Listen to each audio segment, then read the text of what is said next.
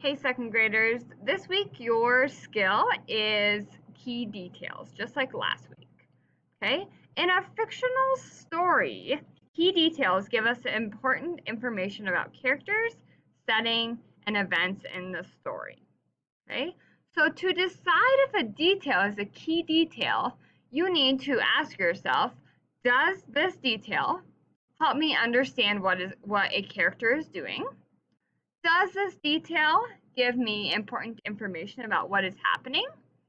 And does this detail help me picture or understand characters or events?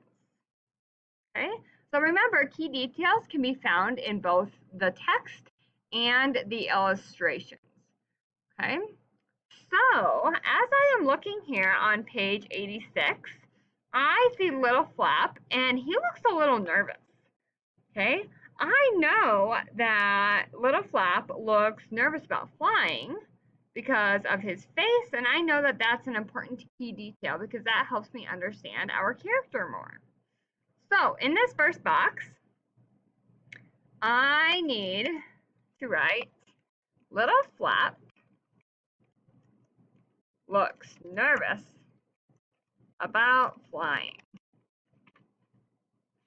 Okay, I know that that is a key detail because that is explaining what a character is doing, and it is giving us important information.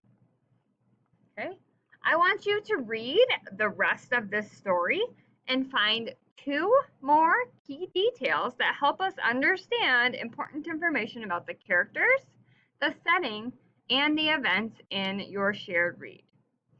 Okay, when you are finished, take a picture of it and submit it down below. Have a good day.